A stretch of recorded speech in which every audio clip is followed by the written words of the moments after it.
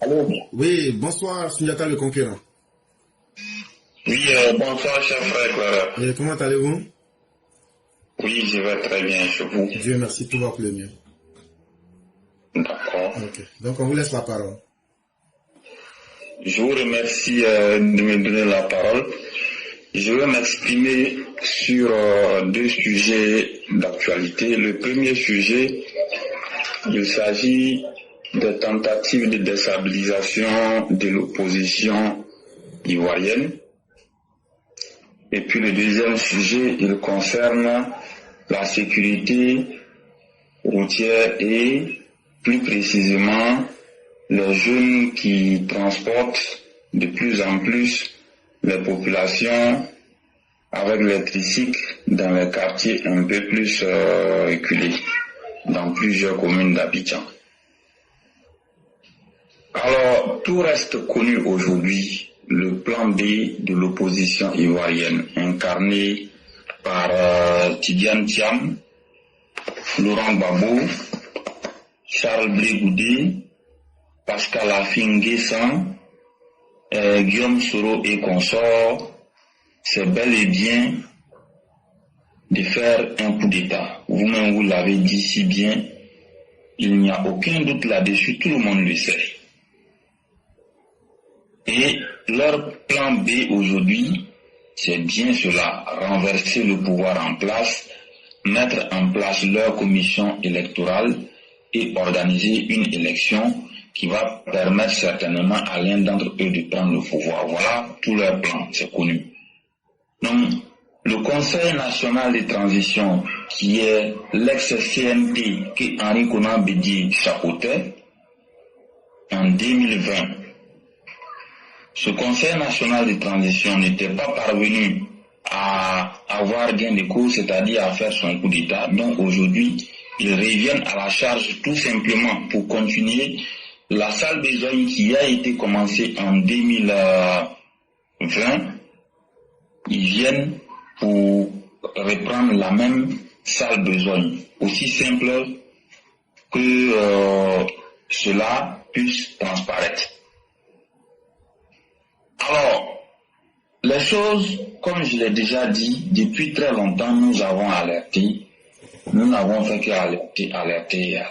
Le schéma de l'opposition est connu. Dans un premier temps, c'était de remettre en cause l'organisation des élections, tirer à boulet rouge sur la CEI, dénigrer la CEI, faire le lynchage médiatique, chercher des gens à l'international pour agresser la Côte d'Ivoire, pour attaquer la Côte d'Ivoire dans les médias, pour dénigrer la Côte d'Ivoire et faire le lynchage médiatique. Et après cela, on va passer à l'autre phase qui consiste à rendre le climat délétère en créant des troubles. Marcher, faire des meetings, perturber la quiétude des Ivoiriens. Et après ça, selon eux, si l'atmosphère devient délétère, un bon matin, un groupe va se mettre en place pour dire qu'il a pris le pouvoir. Et vous faites le constat, les appels ont commencé. Les appels ont commencé par personnes interposées pour dire qu'il faut empêcher la libre circulation, il faut barrer les routes, il faut que les Ivoiriens se soulèvent. Les partisans de Laurent Gbagbo et de Tidiane Thiam ont commencé à lancer ces appels et tout le monde voit. Et comme vous savez, demain, mercredi 11 juin 2025, il y a une marche qui est prévue par le PDC RDA qui partira de Sokozé de Plateau vers la CEI qui est située vers le carrefour d'un camp, toujours aux deux plateaux. Voilà en fait ce que le PDC RDA a prévu dans un premier temps comme marche et ils ont l'intention de répandre les marches là sur toute l'étendue du territoire et après ça, il y a un jour qu'ils comptent choisir pour paralyser le pays d'après eux. Voici un peu leur schéma. Alors moi, concernant la marche de demain, d'abord, marcher de ce côté de Plateau vers la CI, c'est occuper une partie de la route, donc c'est déjà perturber la libre circulation, c'est semer des troubles, c'est créer un climat d'insécurité routière également. Donc, Cette marche, pour moi, les choses restent claires, ne doit pas avoir lieu. Voilà, si certains peuvent hésiter avec les mots, bon, ça c'est eux qui voient. Sinon, nous autres, il n'est pas question de marcher. Il n'est pas question de prendre les rues pour empêcher les citoyens d'aller au travail, ou bien pour créer des embouteillages, ou bien pour perturber l'ordre social, ou bien pour troubler l'ordre social, ou alors pour essayer de créer un climat d'insécurité routière. Nous n'en voulons pas. Donc, ceux qui sont chargés de maintenir l'ordre, de garantir la sécurité et la défense du territoire national, il faut qu'ils assument leurs responsabilités. Demain, on ne veut pas du tout de cette marche. Ceux qui ont lancé les appels pour cette marche, depuis longtemps, nous ne faisons qu'alerter. Il faut que ces gens-là soient entendus. C'est pourquoi ils veulent marcher, parce que Bredoumi Kwasi Ismaïla Traoré, comme vous le savez, il a dit ceci. Si vous voulez, je vais vous faire écouter. Parce qu'on ne peut pas être là à tout moment en train de revenir sur les mêmes choses. Voici ce que Bredoumi Ismaïla Kwasi Traoré a eu à dire la dernière fois. Cette liste définitive n'est que provisoire.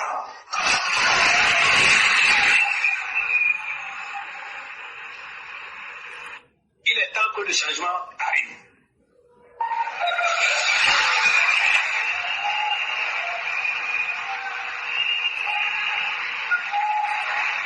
Nous devons maintenir la pression en usant de tous les moyens démocratiques pour obtenir des élections inclusives, transparentes et démocratiques. Partout, mobilisez-vous et mettez prêt à la paix du parti pour libérer le pays.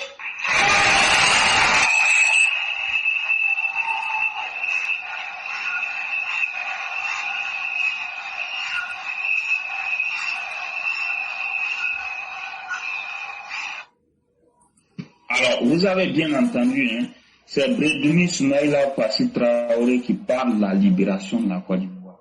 De quelle libération veut-il parler? Moi, parfois, je suis curieux de chercher à comprendre. La Côte d'Ivoire est-elle assiégée par des rebelles ou bien par des forces illégales? La Côte d'Ivoire est-elle sous tutelle internationale ou bien la Côte d'Ivoire est sous une invasion? Moi, je n'en sais rien. Voici pourquoi parfois nous nous posons des questions. La justice ivoirienne, comment elle fonctionne au juste? La justice ivoirienne et les forces régaliennes. Voyez-vous, il y a des choses que les gens font dans ce pays et on laisse faire, souvent nous ne comprenons pas.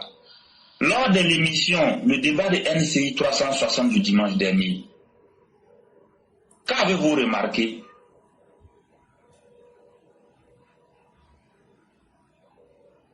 Les deux qui étaient venus au débat pour représenter le PDCI RDA, non pas le PDCI RDA, les deux qui étaient venus au débat pour représenter le PPACI.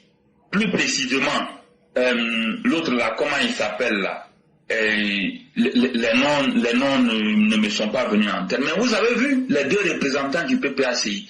Ils étaient habillés avec des t-shirts estampillés, trop c'est trop, et ils ont fait...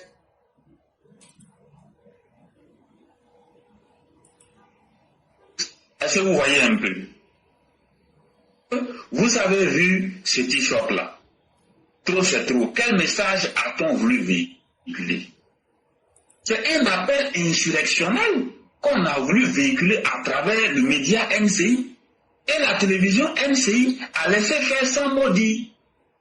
Souvent nous ne comprenons pas. Souvent on ne comprend pas. La NCI a laissé les deux représentants PPACI afficher publiquement pour que tout le monde voit les t-shirts trop c'est trop qui est bel et bien un appel à l'insurrection. Et c'est passé à la télévision. Bredoumi Ismaïla Kwasi Traoré, il lance un appel insurrectionnel pour dire qu'il faut libérer la Côte. Et il n'est pas inquiété. Mais nous ne comprenons pas. Je ne sais pas si on veut voir des morts ou bien si on veut voir des arbres coupés pour être tombés sur les routes, ou bien si on veut que des véhicules soient incendiés, ou bien si on veut que des magasins soient cassés avant d'agir. Moi, je ne sais pas. Donc nous avons toujours dit, c'est la stratégie de l'anticipation. Il faut anticiper. Donc si les forces de l'ordre et de défense et de sécurité ne peuvent pas faire le travail, ou alors si on ne veut pas leur demander de faire le travail, mais en ce moment, qu'on le dise, les citoyens ordinaires, ils feront le travail. Oui, parce qu'on ne peut pas voir le feu en train de venir sans chercher à l'éteindre. La marche de demain, là, nous disons que ce n'est ni plus ni moins une entorse à la libre circulation et que par conséquent, nous ne voulons pas entendre parler de cette marche. Donc ceux qui sont chargés d'assurer la sécurité et l'ordre public, qu'ils fassent leur travail. Brédoumi Soumaïla Kwasi Traoré, il doit être mis aux arrêts. Il doit être mis aux arrêts parce que c'est un appel insurrectionnel qu'il a lancé. Il doit être mis aux arrêts et sous mandat de dépôt, jugé et condamné. Une convocation a été adressée ici à Brédoumi Soumaïla Kwasi Traoré. On n'a rien compris. En réalité, on a mis pied sur la convocation. Qu'est-ce qui se passe? Et puis, à tout moment, ces opposants vont bénéficier d'une protection. Nous n'en savons rien. On veut comprendre. On ne veut pas voir ces opposants en train de tuer les gens avant de commencer à réagir. Si tel est le cas, franchement, moi je pense que ça n'en vaut pas la peine. Si vraiment on veut attendre que les gens commencent à faire des dégâts avant de réagir, moi je pense que ce n'est pas la peine. Donc, à un moment donné, il va falloir que les uns et les autres prennent leurs responsabilités, comme je l'ai toujours dit. Parce qu'on voit clairement, c'est le même Tidjane Thiam avec Henri Konan Bédié là. Ils étaient sur tous les fronts pour faire un coup d'État en 2020. Et il n'y a rien qui a changé dans la façon de faire. Il n'y a absolument rien qui a changé. Sauf que Bédié n'est pas là, c'est tout. Donc aujourd'hui, si on veut encore laisser faire, bon, il n'y a pas de problème qu'on laisse faire. Mais vraiment, moi, je ne veux pas entendre demain que des citoyens ordinaires ou bien des innocents sont morts à cause de ces opposants. C'est maintenant là qu'il faut agir. Tous ceux qui sont tapis dans l'ombre, en train de concocter les plans machiavéliques contre la République, c'est maintenant là qu'il faut réagir pour couper leur queue, comme on le dit. Il faut mettre de l'ordre. On ne veut pas voir le désordre avant de commencer à tourner de gauche à droite ou bien crier dans tous les sens. Nous n'en voulons pas. En 2020, les dégâts étaient énormes. Je pense que les gens ont laissé faire ce qui n'était pas du tout acceptable. Cette fois-ci, on ne veut absolument rien entendre du tout. Donc moi, je le dis, si j'étais le procureur de la République ou bien ministre de l'Intérieur ou bien une autorité supérieure en charge de la sécurité, il y a longtemps, j'aurais mis aux arrêts Brédoumi Soumaïla Kwasi Traoré. Il faut qu'il soit mis aux arrêts. Voilà. Parce que ces appels insurrectionnels sont totalement inacceptables.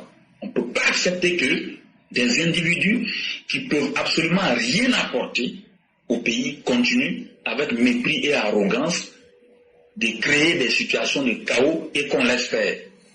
Le laxisme, c'en est de trop. Il faut que les choses s'arrêtent comme ça. Voilà. Donc là, de l'anticipation, il faut que le système soit activé pour anticiper sur les événements. Là où on va laisser des gens venir marcher pour créer des troubles, des incendies, nous n'en voulons pas. Donc il faut que les uns et les autres prennent leurs responsabilités. Concernant le deuxième sujet lié à la sécurité routière, qu'est-ce qui a été donné de constater? Dans plusieurs quartiers qui sont au périphérique d'Abidjan, vous voyez que ce sont les tricycles qui transportent les populations. Voilà, vous prenez les quartiers comme par exemple à Anyama, il y a beaucoup de communes comme Anyama, il y a beaucoup de quartiers dans les périphériques où ce sont les tricycles qui transportent les populations. Vous prenez à Bobo, il y a les jeunes gens qui transportent par tricycle les populations, à partir par exemple de Akekwa extension pour aller vers la Djibi, à partir de Abobo gendarmerie pour aller vers Agbekwa. Du côté de PK18, on le voit, du côté de Abobo Avocatier, on le voit. Mais le triste constat, c'est quoi? Très souvent, ces jeunes gens-là, certains n'ont pas le permis, ils ne respectent pas le code de la route, ils grillent les feux tricolores, ils roulent en sens inverse et parfois, malheureusement, ils renversent les populations qu'ils transportent dans des trous ou bien dans des ravins, ou alors très souvent ils vont percuter d'autres voitures ou bien ils vont même faire des accidents de circulation. En gros, beaucoup de ces jeunes gens qui transportent les populations avec les tricycles au périphérique dans plusieurs quartiers. À Koumassi aussi ça se fait, hein. Ce n'est pas que à Bobo seulement. À Yopougon, dans les quartiers périphériques ça se fait. À Koumassi, dans les quartiers périphériques ça se fait. À Port-Boué, dans les quartiers périphériques ça se fait. À Bobo, à Niam, dans les quartiers périphériques ça se fait. Et aussi même à Benjerville, dans les quartiers périphériques ça se fait. Ce qu'il convient de constater, c'est que beaucoup de ces jeunes gens n'ont pas de permis de conduire. Ils roulent en sens inverse, ils grillent les feux tricolores, ils ne respectent pas le code de la route, ils font des accidents de circulation. Voici le décor. Face à la situation, qu'est-ce qu'il faut faire? Dans un premier temps, il faut procéder à une grande sensibilisation. Ça, c'est un. Pour leur demander de respecter scrupuleusement le code de la route. Il faut éviter de griller le feu tricolore, il faut éviter de rouler en sens inverse et il faut respecter le code de la route. Ça, dans un premier temps, il le faut. Maintenant, tous ceux qui n'ont pas de permis de conduire, il faut les rappeler à l'ordre pour qu'ils fassent le permis de conduire. C'est aussi important et simple que cela. Parce que je connais au moins 2 personnes qui ont été victimes des chauffeurs de ces tricycles. Il y a un qui a renversé ses clients. Je connais un aidant qui a eu le bras cassé. Aujourd'hui même, on m'a signalé un cas où, en conduisant, il est parti percuter un camion et il a dû blesser certains de ses clients. Voilà un peu les décors. En gros, ils conduisent très mal. Ça, c'est une réalité. Face à la situation, il faut que le ministère des Transports, avec toutes les structures compétentes, descende sur le terrain pour sensibiliser, pour veiller au respect scrupuleux du code de la route et aussi, surtout, pour qu'ils fassent leur permis de conduire pour tous ceux qui roulent sans permis de conduire. Donc, voilà un peu ce que je voulais dire. Si vous avez quelque chose à ajouter, je vous écoute. Vraiment, merci. Merci encore et encore merci infiniment, Sundiata le conquérant. Les informations claires et limpides. En matière de sécurité, vraiment, il faut que ces gens-là comprennent c'est quoi la sécurité routière. Il y a de l'éducation et de la sensibilisation. Parce que c'est dans l'intérêt même des populations. Et vous avez cité et ciblé des endroits. Et ici même, les auditeurs confirment ce que vous dites. Ça rappelle et ça nous interpelle tous. Et comme vous l'aviez dit, les mesures doivent être prises pour vraiment être un peu plus dures pour que ces personnes se mettent dans les règles de l'art et respectent la loi. En ce qui concerne nos opposants, aujourd'hui, plus rien à cacher. Hein. Quand tu connais les intentions de quelqu'un, tu peux déjà anticiper sur ses actions. Et donc, l'État peut être long, mais nous disons que l'État peut-être est dans une stratégie d'accumuler suffisamment plus de preuves avant d'agir. Et lorsqu'ils vont agir, il n'y aura plus de retour en arrière. Et observons, faisons ce qu'on a à faire et laissons la loi faire son travail. Et je crois qu'on en sortira satisfait. Vraiment, merci infiniment. Merci encore de ces belles informations. Et on va vous souhaiter une excellente soirée. Je vous remercie beaucoup. Portez-vous bien. Excellente émission à tout le monde. À vous pareillement. Merci beaucoup.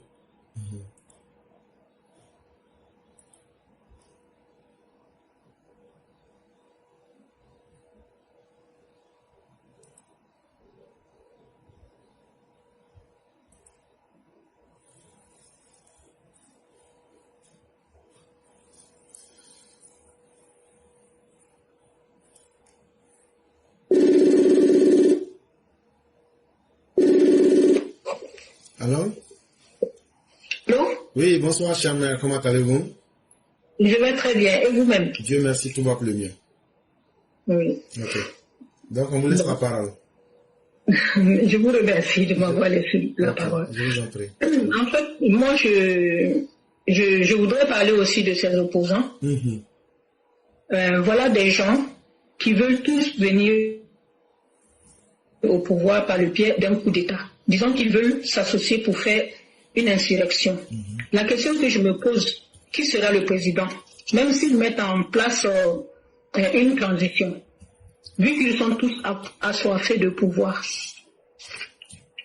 Quand on entend les Wanyans, de IB Cacao qui disent qu'ils vont installer Soro Guillaume. Les Go, eux, disent qu'ils vont installer Gbagbo.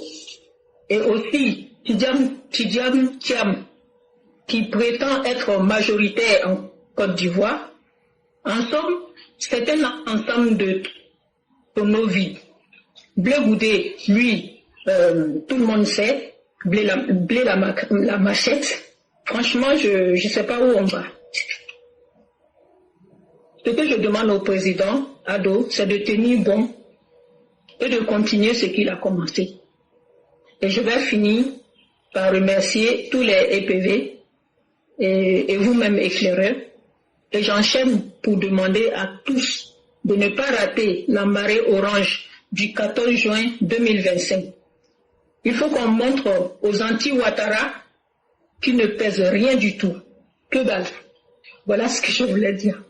Vraiment, merci beaucoup, chère mère. Et ne sous-estimez pas ce que vous avez dit, parce que déjà, venir pour galvaniser, venir pour rappeler, c'est déjà important. Au-delà, vous avez aussi posé une question qui est très essentielle, qui engage même l'avenir de la Côte d'Ivoire. Est-ce que la Côte d'Ivoire doit être un objet avec lequel il faut jouer? Aujourd'hui, il y a pratiquement 30 millions de personnes en Côte d'Ivoire. Quand on regarde des gens qui ne peuvent rien faire et qui n'ont même pas d'intention positive, est-ce que ces personnes-là peuvent venir pour jouer avec l'avenir de 30 millions de personnes pour satisfaire leur propre plaisir individuel? Je crois que non. Et surtout, d'un autre côté, quand on regarde tout le grand travail qui a été fait par le président docteur, est-ce que quelqu'un qui a travaillé, c'est lui qui sait combien de fois il a souffert? Entre sa souffrance pour construire et l'énergie qu'il lui faut pour protéger, je crois que l'effort et la souffrance qu'il a subi pour construire, là, il a développé la même énergie pour protéger son travail. Ça fait nous confiance. Et faites confiance au président Ouattara. Tu ne peux pas construire, investir, travailler, et puis lui va se retourner, et puis tout se garde derrière lui. Sa vie n'aura eu aucun sens. Et chère mère, cette détermination à elle seule suffit au docteur président Ouattara. J'aime à le dire, il y a certains qui s'étonnent, mais qui n'écoutent pas, ou même qui ne comprennent pas ce que le docteur dit. Vous serez tous d'accord avec moi que c'est quelqu'un qui n'aime pas qu'on le défie.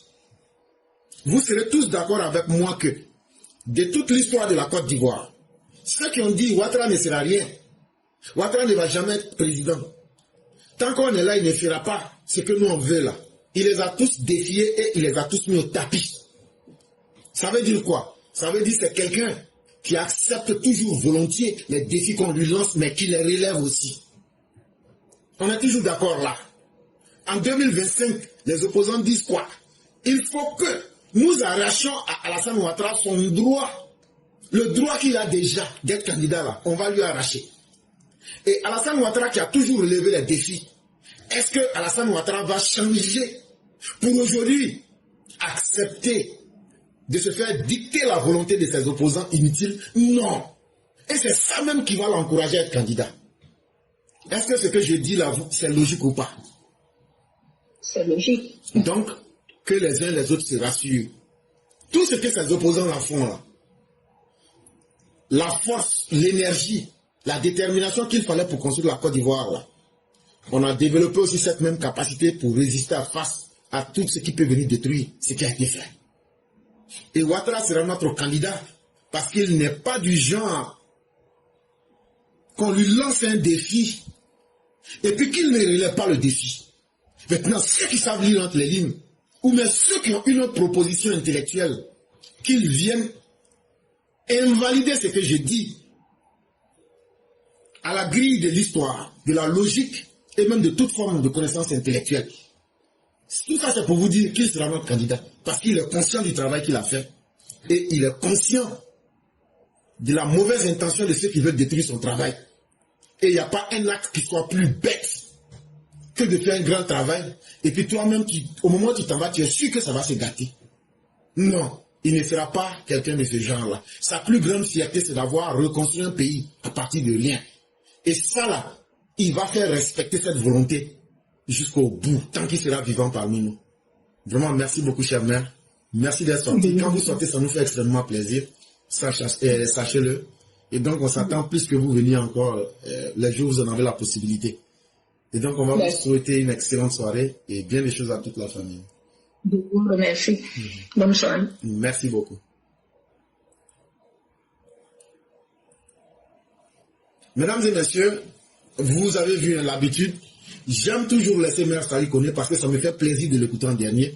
Et donc même si elle appelle la première fois, elle ne sera pas prise parce que c'est devenu une habitude.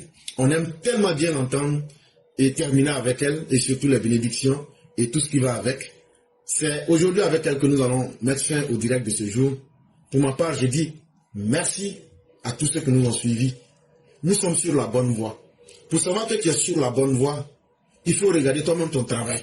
Si ton travail, là, ta conscience même ne t'interpelle pas pour dire, toi, tu n'as pas honte de ce que tu fais là, c'est que tu es sur la bonne voie. Et donc, en plus encore, le monde entier vient nous confirmer que le président Alassane Ouattara est un modèle à suivre. Continuons de suivre ce modèle-là. La bêtise fait beaucoup de bruit, mais ne prospère jamais. N'oubliez pas cela.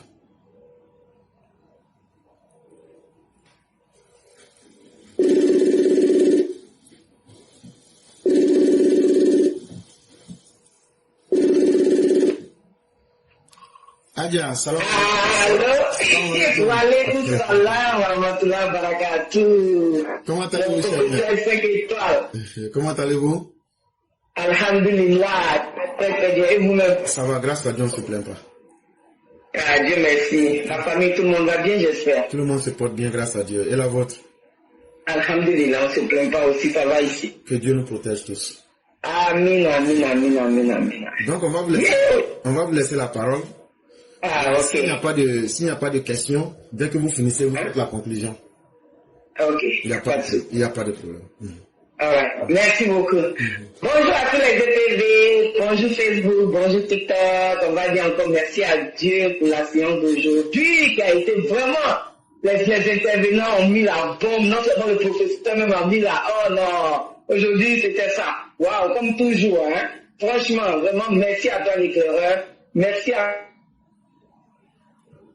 tous ceux qui nous suivent toujours, que Dieu nous garde toujours dans ses grâces et qui nous permettent vraiment de vivre la Côte d'Ivoire, de regarder notre pays évoluer de la bonne des manières et de regarder aussi ses ennemis disparaître un à un, parce que Dieu même nous dit, lui Dieu c'est lui qui a la puissance de tout, et quand tu te confies à lui, il n'y a rien à craindre, tu n'as rien à craindre. Nous les enfants de la Côte d'Ivoire, nous qui avons souffert dans ce pays, nous qui avons vu nos parents faire descendre des voitures, nos parents souffrir, cacher les cartes d'identité, malgré qu'ils avaient les cartes d'identité, on les a arrachés. Nous qui avons vu ça, nous qui avons vu nos parents être torturés, nous qui avons vu cette Côte d'Ivoire des déchireurs, des déchirures, c'est-à-dire ces xénophobes qui sont venus nous mener la vie dure et que papa est venu nous sauver en 2011. Nous disions que nous restons fermes sur nos décisions. Et Dieu est avec nous, parce que Dieu même nous dit, je suis où il y a la vérité. Et Dieu même sait que la Côte d'Ivoire est aujourd'hui dans la vérité. Dieu sait que tous ces opposants-là, ce sont des ennemis de la Côte d'Ivoire. Ce sont des gens, des xénophobes, des gens haineux qui ne sauront rien faire d'eux-mêmes. Si ce n'est que la haine qui va les engloutir. Et tout ce qu'ils sont en train de faire, ils veulent mélanger notre pays qui est si tranquille. Ils veulent nous mélanger, nous les Ivoiriens, qui aspirons à la paix et à la sécurité. Nous n'allons pas accepter. Et nous, tout ce que nous savions faire, c'est appeler Dieu. Et on va continuer de nous confier à Dieu pour dire à Dieu de ne jamais laisser ce pays encore dans la main des malfaiteurs. Ces opposants sont les djihadistes. Je suis d'accord avec ta maman Ouraga. Ce sont les djihadistes de la Côte d'Ivoire. Nos opposants sont les ennemis de la Côte d'Ivoire. Parce que la politique ne veut pas dire qu'il faut être aveugle, il faut être haineux, il faut être xénophobe. Tout politicien normalement doit œuvrer pour le bonheur de la Côte d'Ivoire. Normalement, un politicien là, quand tu vas être politicien, tu dois œuvrer toujours au bonheur de ton pays. C'est-à-dire, ta première institution dans ta tête là, ça doit venir faire bien dans ton pays. Ça doit pas venir faire mourir ton pays ou bien faire disparaître ton pays. Mais nous, nos opposants, c'est leur travail. C'est tout ce qu'ils ont. C'est pas ils nous disent, on va bagarrer, on va faire ça, on va sortir, on va marcher. Hey, on vous dit, hein, marchez, votre marché que vous dites là. Nous, là, on s'en fout si vous marchez, mais vous n'allez pas détruire les biens de quelqu'un que la personne va s'asseoir pour vous regarder. Vous n'allez pas détruire les biens des gens, ils vont s'asseoir pour vous regarder. Mais en même temps, on en a assez. Vous pensez que les pays développés, si ils continuent à aller comme de la manière vous êtes là, ils allaient pouvoir se développer. On a besoin des dirigeants qui peuvent toujours envoyer un plus. Vous n'avez pas encore compris ça. La Côte d'Ivoire a besoin des dirigeants pour continuer ce que papa est en train de faire un jour. On n'a pas besoin de dirigeants pour venir envoyer nos pays en arrière. Africains, ouvrez vos yeux. Pourquoi c'est nous toujours l'Afrique? Pourquoi c'est nous on comprend toujours rien? La politique là, regardez, le Clara vous a déjà dit, vous avez une fois dit coup d'État au Sénégal, mais pourquoi chacun ne part pas là-bas? C'est son pays, non? Il a ses trucs là-bas, il a ses réalisations là-bas, c'est son pays. Pourquoi il n'y va pas? Mais pourquoi c'est nous les Ivoiriens va venir emmerder et vous laissez aller, vous en tant que les Ivoiriens? Et comme le Clara le dit, tu ne peux pas de père, de mère, de sang ivoirien et puis vouloir voir la Côte d'Ivoire déchirée. Tous ceux qui sont en train de vouloir faire que la Côte d'Ivoire se déchire là, fuyez bien, vous allez trouver que ce n'est pas les Ivoiriens, de sang ils n'ont pas de village en Côte d'Ivoire. Parce que tu ne peux pas avoir ton tour en Côte d'Ivoire et vouloir que la Côte d'Ivoire se déchire. Et Dieu est au contrôle. Rien n'arrivera à cette Côte d'Ivoire de Papa Addo. Parce que Papa Addo lui-même, c'est un homme qui a plus de passion pour la population que la passion pour le pouvoir. Nous sommes fatigués des gens qui ne pensent qu'à eux-mêmes. Comment on appelle ça la même?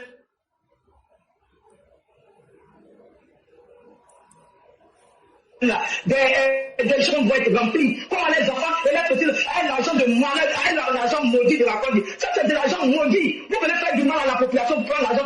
Pourquoi votre descendance puisse avoir. C'est pourquoi votre descendance, ça n'aura pas une bonne, comment on appelle ça, une bonne vie sur terre, parce que vous êtes méchants. Aujourd'hui, quand on regarde la Côte d'Ivoire, c'est quelqu'un qui doit souhaiter que la Côte d'Ivoire aille au malheur. Mais comme Dieu même le dit, moi-même Dieu là, je ne suis pas aimé de tous. Oui, même Dieu lui-même n'est pas aimé de tous. Mais Inch'Allah, vous ne pouvez jamais prendre ce pays. Non, la Côte d'Ivoire, Dieu a sa main dessus. Quand l'heure de Dieu sort, le diable ne peut pas. Et vous êtes aveuglés par vos haines. Vous n'allez jamais pouvoir vous détacher de ce que vous êtes. Parce que vous êtes mauvais et Dieu connaît votre intérieur. Voilà pourquoi chaque fois que vous prenez le micro, c'est ce qui est dans votre cœur qui sort. Mais si vous voulez dire quelque chose d'autre, Dieu dit non. Ce qui est dans ton cœur, c'est ce qui va sortir. C'est ce que vous sortez tout le temps. Et que Dieu continue comme ça de vous envahir tout le jour. Tous les jours qui ne pas vous permettre de nous dire ce qui n'est pas. Ce que vous aviez dans le cœur, c'est ce que vous allez dire. Quand vous regardez votre Babo Laurent, vous n'avez pas pitié de lui. Je ne vais pas prendre trop ton temps parce que nous tous on connaît à faire des temps aux États-Unis. Vraiment, préparez-vous pour le 14 des enfants de Papa Addo dans la diaspora. Nous allons magnifier ce monsieur, c'est samedi. C'est dans quelques jours seulement. Soyez prêts pour qu'on sorte comme des fourmis manière pour montrer à cette opposition là que nous en avons marre d'eux. Ils nous emmerdent. Vraiment que Dieu protège Papa de tous ceux qui l'entourent, que Dieu protège tous ceux qui sont autour de lui, et que Dieu protège nos forces de l'ordre qui nous donnent la paix et la sécurité, que Dieu protège tous nos dozos de la Côte d'Ivoire. Ah oui, que Dieu protège tous nos dozos. Ah, on a peur. Dieu protège tous nos dozos de la Côte d'Ivoire, oui, parce qu'ils sont aussi une armée. Donc que Dieu protège nos dozos. Si c'est ça qui vous fait mal, la dozo, je m'arrête là. Merci beaucoup, cher mère. Merci encore de toutes ces belles bénédictions. Merci de cette belle énergie. Merci pour ce que vous faites tous les jours. Chers tous, c'est la fin de l'analyse politique du 10 juin 2025 avec la classe éclaireur Pro-Vérité. Nous vous souhaitons une excellente soirée, bien de bonheur à chacun et à chacune. Demain encore on se retrouvera. Que Dieu nous accorde tous la santé, qu'il nous accorde sa grâce, qu'il protège la Côte d'Ivoire et tous ceux qui sont animés de bonnes intentions, et que nous-mêmes qui sommes à l'aventure, que Dieu nous permette d'atteindre nos objectifs, qu'il nous permette ce qui nous est utile d'obtenir, et que tout ce que nous voulons qu'il soit néfaste pour nous, qu'il nous en épargne. Merci à vous. Excellente soirée à chacun et à chacune. Merci. Demain le jour. Merci beaucoup. Merci. Merci beaucoup.